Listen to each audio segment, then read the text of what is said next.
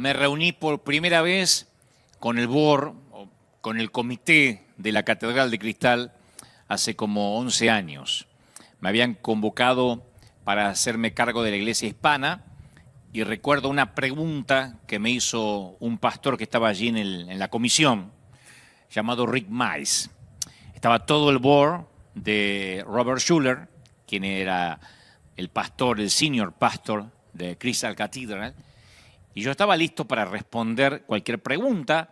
Me gustaba la idea de predicar desde la Catedral de Cristal por las cámaras de televisión, porque podía a través de la televisión llegar a miles de personas y me parecía que era una forma de llegar a más gente en menos tiempo. Así que me preparé para cualquier pregunta que me pudieran hacer, menos esa, la que me hizo Rick Mize. Y confieso que desde ese momento se convirtió en mi pregunta favorita. Una pregunta que yo también suelo hacer, porque es una forma estupenda de captar la huella que una persona tiene en el alma. Es una manera de saber su autenticidad. La pregunta fue: Dante, sabemos que eres bueno, o sabemos en lo que eres bueno, porque hemos revisado tu hoja de vida, pero muy honestamente, brutalmente honesto, ¿en qué crees que no eres bueno y deberíamos saberlo hoy? Y mi respuesta, que te la voy a decir al final de este mensaje, no fue la que ellos esperaban y obviamente causó una revolución. No fue la que esperaban porque yo tampoco estaba listo para darla. Yo estaba dispuesto a contar lo que yo creía que era medianamente bueno. Pero cuando me dijeron, ¿en qué no eres bueno? ¿Cuáles son tus debilidades que nosotros hoy deberíamos saber? Yo no me esperaba una pregunta así y obviamente lo que ocurrió a continuación no sé si los espantó o los horrorizó, pero sí causó una suerte de revolución. Y yo confieso que estuve tentado a usar las viejas y trilladas frases: bueno, Dios me mostró, Dios me dijo que tenía que venir acá. Pero esas palabras, Dios me dijo, Dios me mostró, que los cristianos usamos tan a menudo, si se usan deliberadamente y sin los filtros del Espíritu Santo, causan mucha frustración. Yo conté que hace algunos años alguien me dijo que Dios le había llamado al ministerio tiempo completo. Esto fue hace 20 y tantos años atrás. Un amigo que yo conocía me dijo: mira, Dante, voy a dedicarme a servir a Dios tiempo completo, Dios me está llamando a las naciones, Dios me dijo que dejara el trabajo. Cuando alguien te dice Dios me dijo, ya no está sujeto a debate. ¿Quién se atreve a decirle no estoy de acuerdo? Si Dios le dijo, ¿quién va a discutir contra Dios? Entonces, cuando alguien te dice Dios me dijo, se está endosando una palabra divina. Está diciendo, esto no es discutible, no lo estoy sujetando a consejos ni a debate.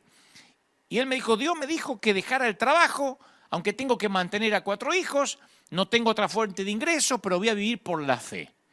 Y yo no supe más de él. Yo tenía ganas de decirle, con 4 hijos, no tenés nada fijo, ¿de verdad vas a dejar el trabajo en la empresa o en la fábrica para que Dios te mantenga? Si no hay una palabra rema, una palabra muy puntual de Dios, es peligroso. Pero no me atreví a decirle nada porque, insisto, me dijo, Dios me dijo, que es lo que yo pude haber dicho cuando el board me hizo varias preguntas.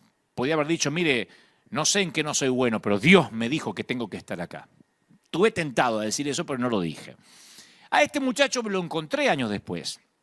Estaba frustrado, divorciado, quebrado financieramente. Y yo pensé, porque claro, obviamente todo lo que él soñaba, la expectativa que tenía de que Dios lo iba a mantener, resulta que no es que Dios le dijo.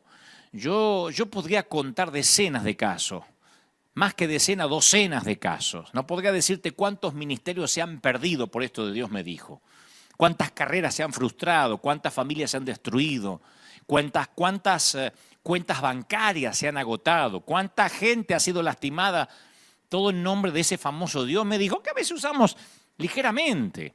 Entonces la pregunta es, ¿somos capaces de adulterar o tergiversar un mensaje? Sí. ¿Somos capaces de inventar un Dios me dijo? Y la respuesta sincera es sí.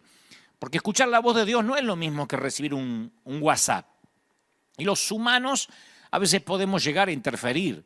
Y somos capaces de escuchar lo que deseamos escuchar. No con malas intenciones, sino que a veces decimos lo que nos gustaría que Dios dijese, lo que nos gustaría que Dios nos hubiese dicho. Entonces, el Dios me dijo, a veces se transforma en una licencia que nos solemos tomar para justificar una acción, una misión, una visión. Decir, bueno, Dios me dijo. Por eso yo digo siempre que el primer filtro ante un Dios me dijo es, esto que voy a hacer, esto que voy a emprender, ¿realmente viene de Dios? ¿Es congruente con el carácter de Dios lo que creo me está pidiendo? Yo he contado en varias ocasiones, están ahí disponibles los mensajes online, que hace años un profeta, entre comillas, profeta, me invitó a predicar a su iglesia, a su país, y yo le dije que no iba a ir, que no sentía de Dios, y él me dijo, Dios me dijo que tienes que venir a mi país. Y yo le dije, bueno, si Dios te lo dijo, quédate tranquilo, que también me lo va a decir a mí. Yo hablo con Dios todas las mañanas. Así que tranquilo, si Dios te lo dijo, estoy convencido que me lo va a decir a mí. Y él me dijo, no funciona así, Dios ya me lo dijo a mí. Le digo, bueno, pero espera que me lo diga a mí. La cosa es que no nos pusimos de acuerdo, no acepté su invitación y luego dejó un mensaje profético en el contestador de nuestro conmutador diciendo que nuestros niños iban a morir, que mis niños morirían ahogados y que lamentablemente a él le dolía en el corazón, pero por cuanto Dante Gebel no aceptó la invitación para venir a tal lado, pagará con la vida de 2 de sus hijos, dice el Señor, aleluya. Lo dejó ahí. Que yo me acuerdo que en ese momento me indigné, porque cuando alguien va a decir algo de parte de Dios, esa profecía o esa palabra no tiene que tener contradicciones con quien Dios es. Uno tiene que preguntar, a ver, ¿lo que voy a hacer es coherente con el carácter de Dios? ¿Se conforma a sus atributos? Gálatas 5:16 dice, porque el deseo de la carne es contra el espíritu y el del espíritu es contra la carne. Y estos se oponen entre sí, para que no hagáis lo que querráis, para que no hagas lo que quieras. Entonces a veces es el deseo de la carne que le sumamos un Dios me dijo. ¿Cuántas familias se han destruido? ¿Cuántas vidas se han dolido? Me consta de mucha gente que se va de una congregación y hasta el hombre de Dios le dice, Dios me dijo que te vas bajo maldición y te va a ir mal y tu familia le va a ir mal. Y claro, después, como vivimos en un mundo donde nos pueden suceder cosas, la vida no es un lecho de rosas, después casualmente el hijo choca el auto, se enferma la mamá y empieza a pensar, es la maldición, porque el pastor me lo dijo, porque salimos sin la cobertura. Y ese Dios me dijo a veces se usa para manipular, para meter miedo, y no es congruente con el carácter de Dios. Los que somos papás, nunca diríamos una cosa así a un hijo nuestro. Se te va a morir tu hijo. Viene mi hijo, me presenta a mi nieto y yo le digo, se te va a morir ahogado porque no viniste para el Día del Padre. Se va a morir de muerte súbita, vas a ir a la cuna y lo vas a encontrar sin respirar. Te lo digo porque te quiero. Ningún padre diría eso. Mi hijo diría, eso no es congruente con el carácter de mi papá. Entonces el primer filtro es, cuando alguien dice Dios me dijo, ¿es congruente con lo que es Dios? Y quiero que me dejes avanzar porque esto deviene en lo que Dios me dijo que te diga. El segundo filtro es, ¿resiste esto el sentido común? Porque esa es la prueba de la sabiduría. Tener fe no es comprar algo que sobrepasa mi presupuesto. No es casarme sin amar porque Dios me dijo, porque si entra con la falda verde es porque es para mí. No es emprender algo sin estar capacitado, es sentido común. Una vez alguien me dijo que quería dedicarse a la música porque Dios me llamó a cambiar la alabanza y la adoración del mundo, me dijo. Así como alguna vez tuvo Marcos Witt, después Hilson, él iba a ser el que iba a cambiar un antes y un después, un parteaguas en la alabanza mundial. Y le digo, ¿y sabes algo de música? Y me dice, no sé nada de música. ¿Tenés experiencia en música? No.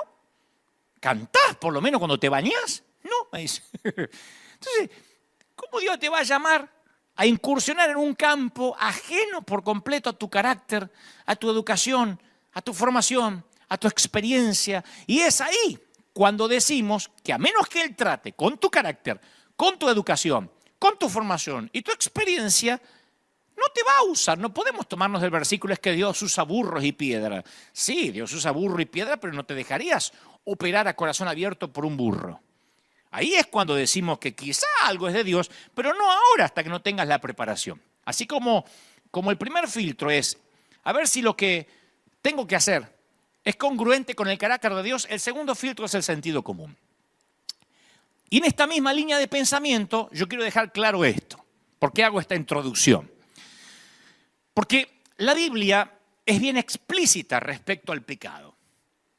Y como yo todos estos más recientes domingos he predicado acerca de la gracia, Dios me ha dicho que hable acerca de la gracia, algunos han tenido ciertas dudas. Y me dicen, bueno, pero ¿esto qué significa? ¿Que uno puede hacer cualquier cosa y Dios siempre te perdona? No es tan lineal la cosa. Tenemos un decálogo de lo que Dios prohíbe y eso no está sujeto a debate. El aborto es un asesinato, punto. La Biblia dice, no matarás. No podemos hablar de que, bueno, sí, pero si no institucionalizamos el aborto, las mamás mueren en los centros clandestinos de aborto. No podemos buscarle explicaciones a lo que es sencillito, no matarás, punto. Entonces, hay un decálogo que no resiste análisis. Así que yo no voy a hablar de lo que ya está en las Escrituras, sino que quiero hablar hoy de esas cositas o de esas decisiones que caen en el medio de ambos extremos. ¿Qué hay de aquellas cosas que la Biblia hace silencio y no sabemos si estamos haciendo mal o bien? Déjenme avanzar porque todo esto termina en algo que el Señor puso en mi corazón. Ahora volvemos a esto de los filtros. Romanos 14:5 dice, hay personas que hacen diferencia entre día y día. Otro juzga iguales todos los días. Cada uno está plenamente convencido en su propia mente. El que hace caso del día, lo hace para el Señor, o como para el Señor. O como para el Señor no lo hace. El que come para el Señor, come, porque da gracias a Dios. Y el que no come para el Señor, no come, porque da gracias a Dios. Parece un juego de palabras, pero tiene sentido. Hay de los que dicen, para mí tomar vino es un pecado horrible. Como el otro día dijiste, hay que brindar con una copita de vino mendocino, eso es pecado mortal. Otros dicen que la Coca-Cola es el peor demonio.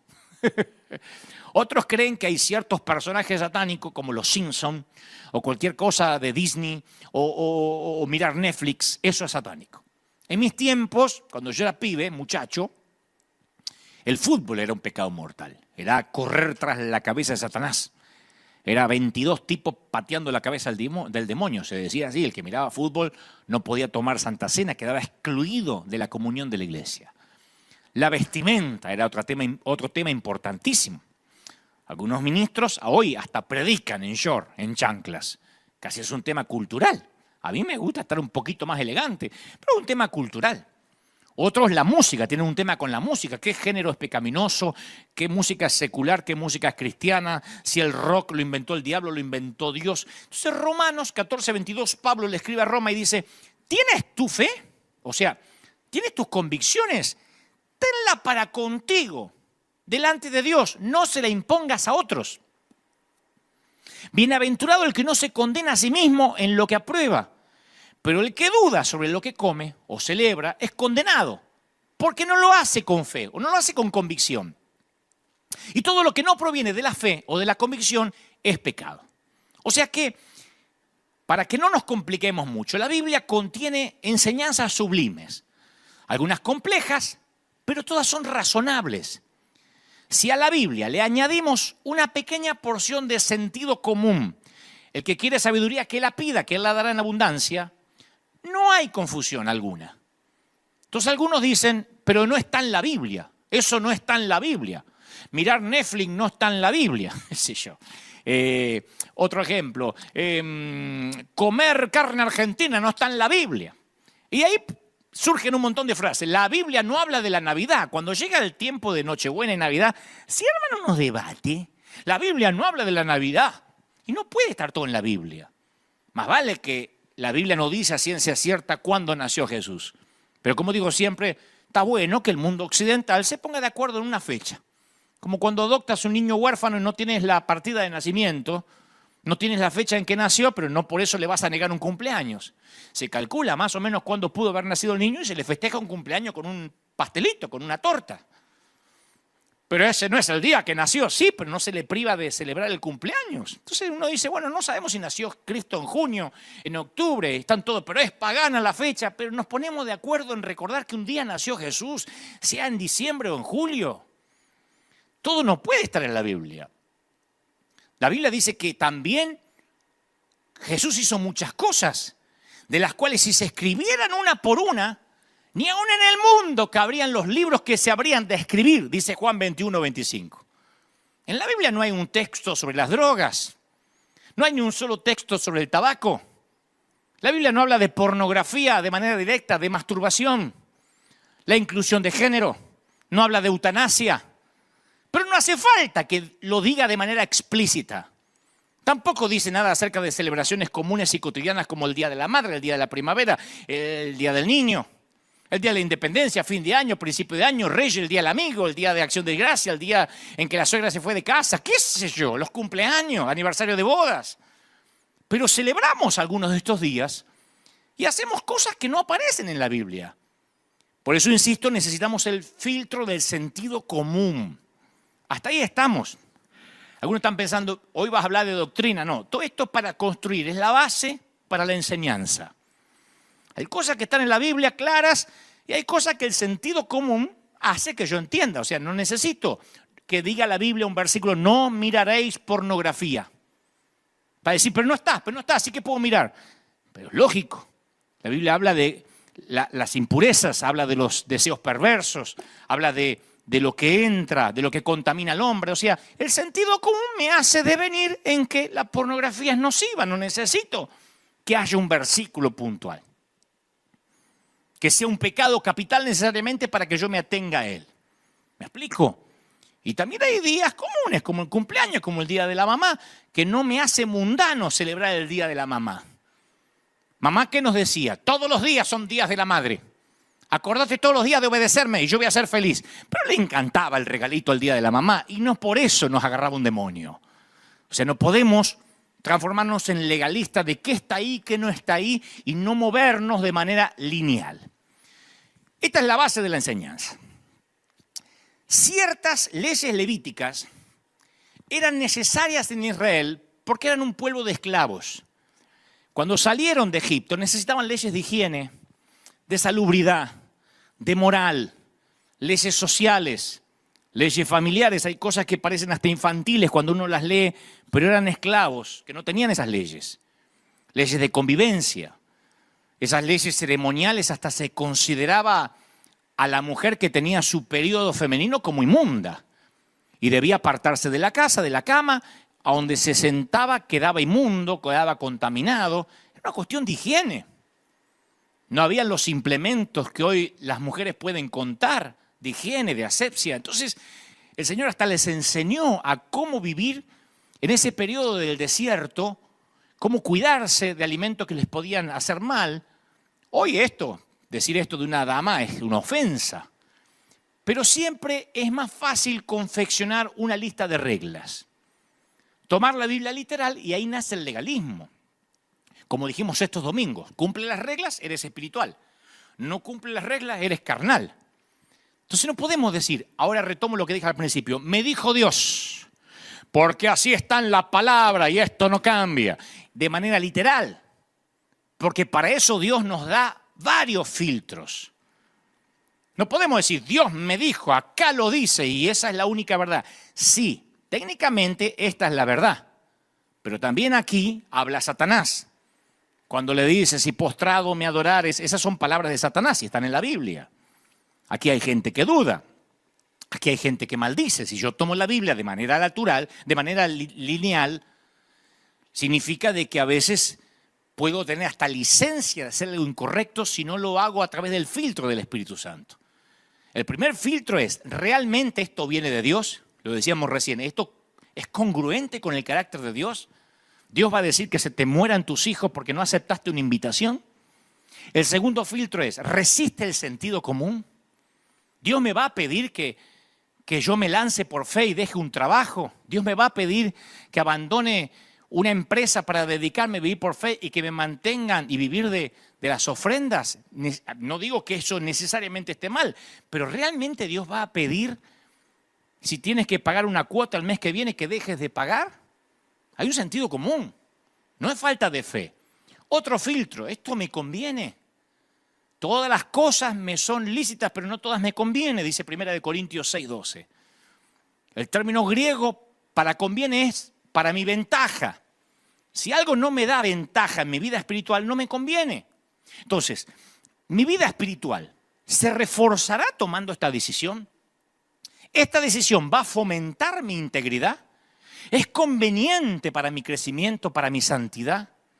Otro filtro, ¿esto me edifica? ¿Le agrega un ladrillo a mi pared? Todo me es lícito, pero no todo edifica. La palabra griega edifica se traduce construir una casa. Hacer esto incrementará mi estabilidad espiritual, me dará mayor madurez y solidez. ¿Te das cuenta que es sencillo entender las Escrituras? No es solamente, pastor, ¿qué se puede hacer? ¿Hasta dónde puedo tocar a mi novia? ¿Puedo jugar en el casino? ¿Hasta cuánto me puedo emborrachar? No es qué puedo y qué no puedo, es sentido común, son filtros. Hágase todo para edificación, dice 1 Corintios 14:26. Hágase todo para edificación. Cuando armas tu vida sin pensar en edificar un carácter, y construyes una casa deforme, amorfa, sin arquitectura, sin planos, sin proyectos, sin terminación fina. Otro filtro, el quinto, esto me atrasa en la carrera. Si yo estoy corriendo para ganar el premio, como decía el apóstol, esta decisión me va a atrasar.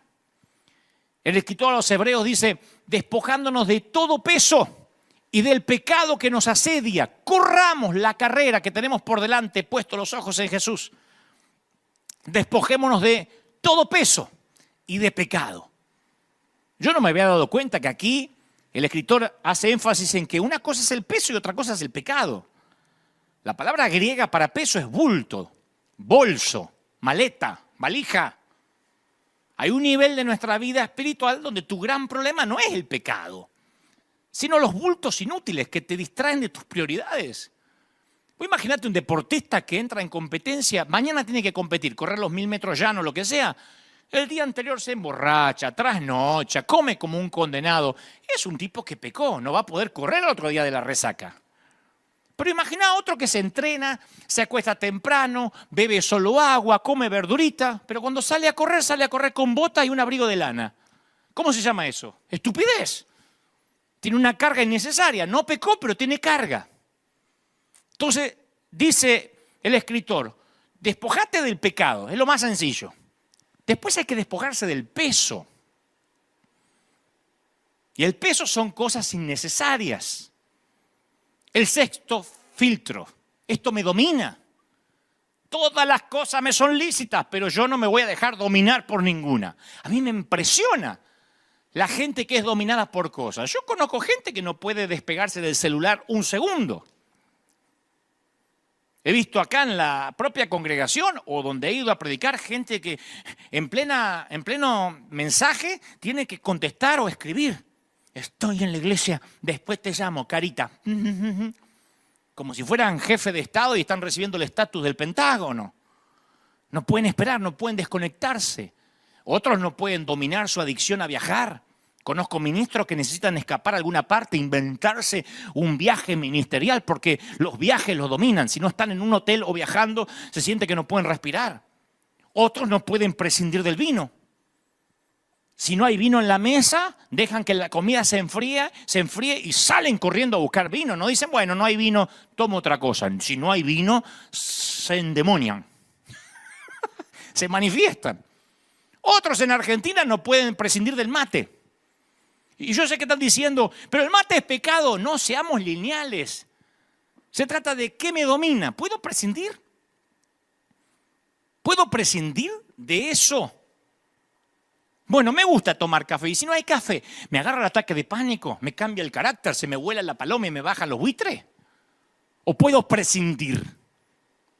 ¿O puedo decir, no me dejo dominar por nada? Otro filtro. Y este es mi consideración humilde, quizá uno de los más importantes. ¿Estoy buscando licencia para pecar? Yo vengo predicando la gracia desde hace 3, 4 semanas. Y hay un montón que están preguntando, ¿entonces se puede hacer cualquier cosa? ¿Estamos buscando licencia para pecar de verdad? Primera de Pedro 2:16 dice, no como algunos que tienen la libertad como pretexto para hacer lo malo. Siempre vas a encontrar lo que estás buscando. La Biblia, sin el Espíritu Santo, te da licencia para matar, para suicidarte, porque dice, y Judas fue y se ahorcó. Ok, me voy a ahorcar. La Biblia, sin el discernimiento del Espíritu, te da licencia para pecar. Ah, Salomón tenía 900 esposas. Bueno, voy a empezar a coleccionar. O sea, los que quieren licencia para pecar, el mensaje de la gracia le viene como anillo al dedo. Ah, entonces puedo hacer de todo. No, lo que está buscando es licencia para hacer cualquier cosa. O sea, quieren saber qué se puede y qué no, cosa de no perderse de nada divertido. Otro filtro, ¿esto es ejemplo para otros? Porque dice, si alguien te dice que fue sacrificada esa carne a los ídolos, no la comas por motivo de conciencia, no la tuya, sino la del otro. La gente en el templo llevaba comida para los dioses, dedicada a los dioses. Y a veces no la comían, quedaba ahí. La comían solo los sacerdotes. Y como sobraba comida, pusieron una carnicería, literalmente, al fondo del templo. Si querías carne barata, la comprabas en el templo. Y de ahí el apóstol tiene que decir, mirá, si comer carne que fue dedicada a los ídolos le hace mal al otro, no la comas delante de él. Mirá que tu libertad no sea tropiezo a los débiles. Dice Corintios 8:9, 1 Corintios 8:9.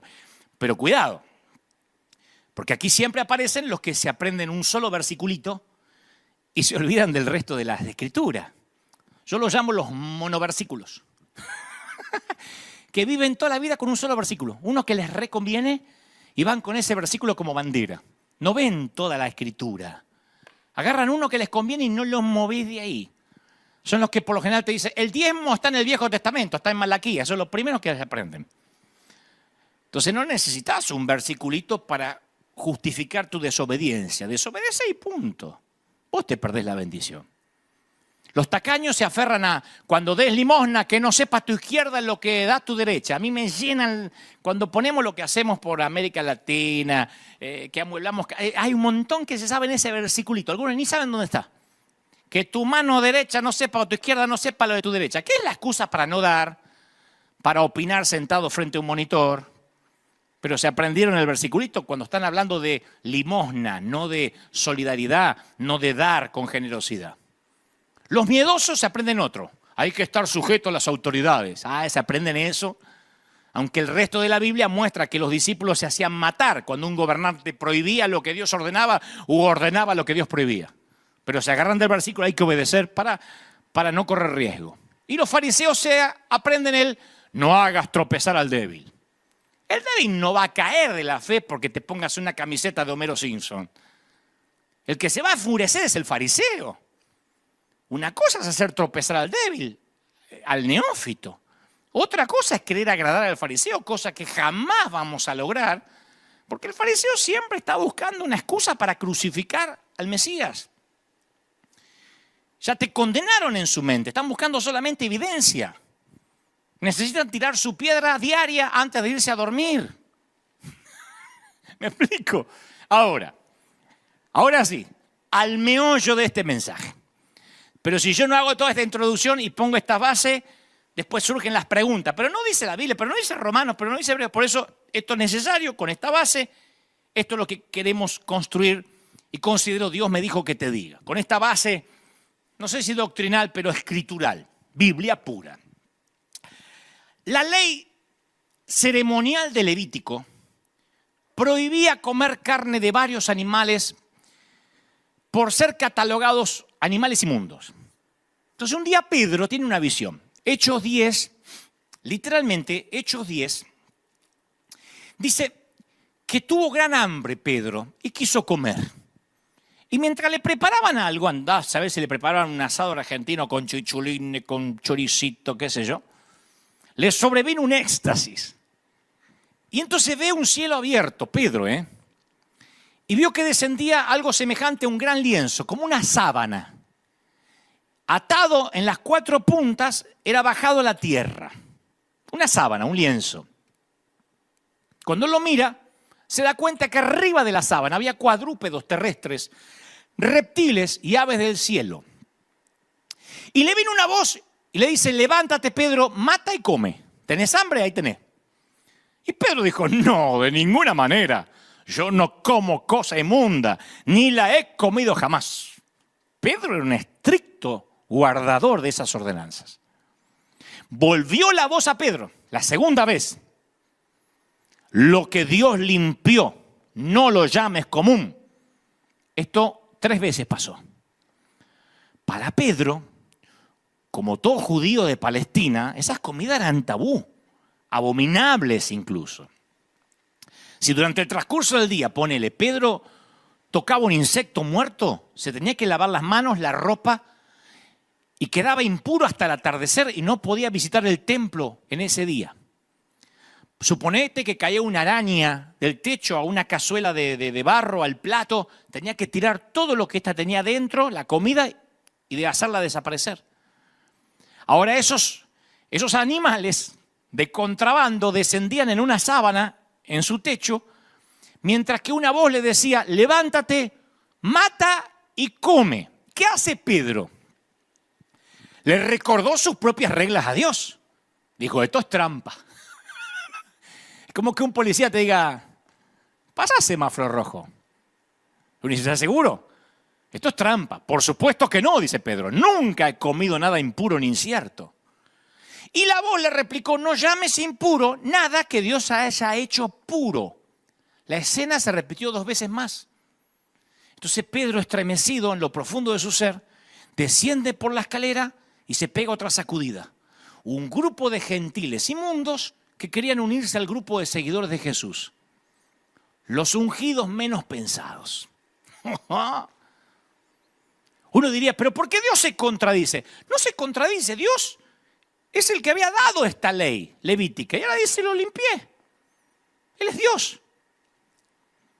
Insisto con el ejemplo que di recién. ¿Cuántas veces están trabajando en las calles y el policía, como están trabajando y asfaltando esta parte, hay un policía que te dice que te metas de contramano? Para a la gente que en la calle y dice, vamos. Podrías bajarte y decir, no señor, yo jamás me meto en contramano. Pero te está diciendo el policía que pases. Yo no me meto en contramano, pasá, ganso, porque si no vas a retrasar todo el tránsito. O sea, quien hizo las leyes ahora está haciendo un cambio y puede hacerlo. Los cristianos de hoy, que comemos de todo, tal vez perdemos la fuerza de esta escena que transcurrió en un techo hace años. Decimos, bueno, sí, pero no sé si eras tan así. El paralelo más cercano a mí se me ocurre que en medio de una convención de pastores de sana doctrina hoy en día, están todos predicando, aleluya, gloria al Señor, somos santos, la mujer no se corte el cabello. Una iglesia bien de doctrina, de esas radicales, ¿no? Y me imagino que están en una convención los pastores y de repente sobrenaturalmente desciende una barra de bar.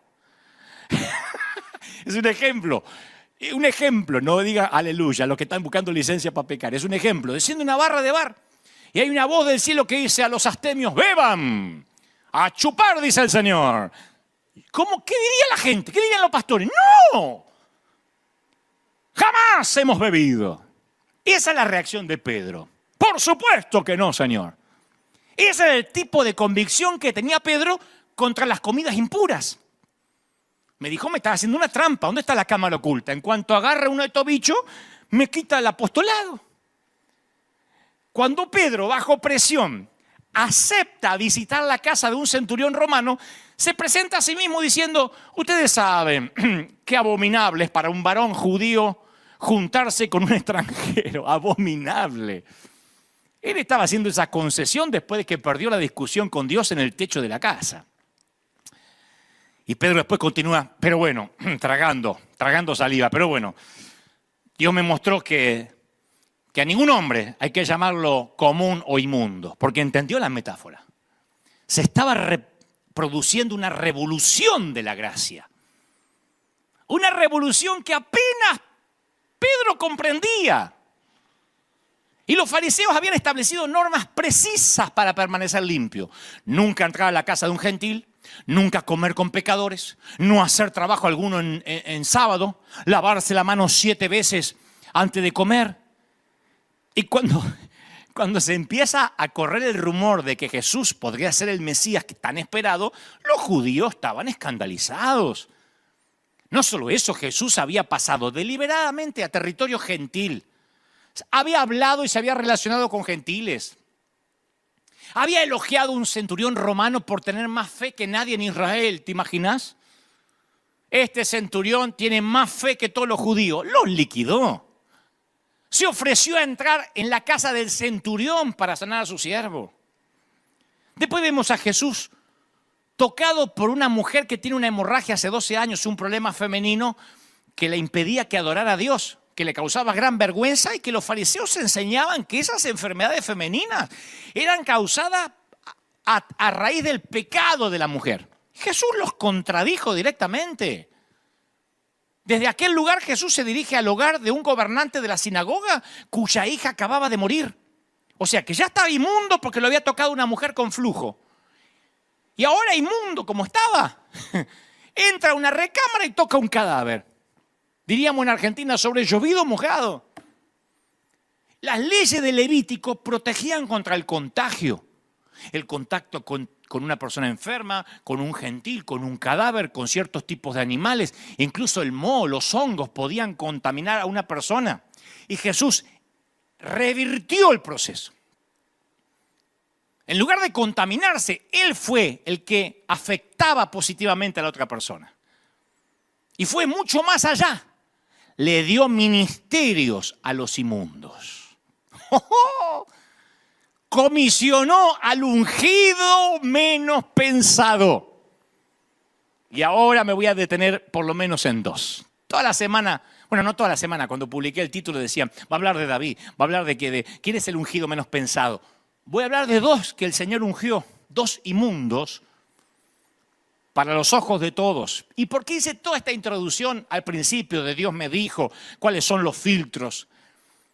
Porque la Biblia no la podemos tomar de manera lateral sin el filtro del sentido común. Si esto me edifica, si esto me retrasa en la carrera, si esto resiste el carácter de Dios, si esto pasa por el sentido común, porque si no, no hay manera de entender este mensaje. Dios no usa gente así y nos cerramos en un versiculito. Como el que se agarra del versículo ese, no, hay que obedecer a las autoridades, hay que obedecer a las autoridades. Y la autoridad te dice que te inclines ante un Dios de Nabucodonosor, ante una estatua y te vas a inclinar. No. Vamos a obedecer en tanto y en cuanto no se contradiga con lo que Dios nos pide, con nuestras convicciones. La Biblia no puede poner manzanitas para que entendamos esto. Entonces, cuando el Señor toca a los inmundos, no solo los toca, va más allá. Les da un ministerio y esto va... Cuando el Señor me mostraba esto, yo decía, esto va a liberar tanta gente. Porque yo sé que muchos dicen, está bien, yo me siento perdonado, me siento que la gracia me alcanza, pero no puedo servir a Dios. Yo no puedo predicar, yo no puedo hacer nada. Me escribió alguien el otro día que dijo, yo podría salir a repartir comida, pero me siento inmundo para repartir comida. Le digo, ¿qué vas a hacer? ¿Lavarte la mano 7 veces? ¿Qué querés? ¿Hacer una caminata a la Virgen para sentirte puro? Si ya el Señor te purificó y nuevas son las misericordias cada mañana. Pero hay en la mente una cautividad que heredamos, que ahora que el Señor nos perdona,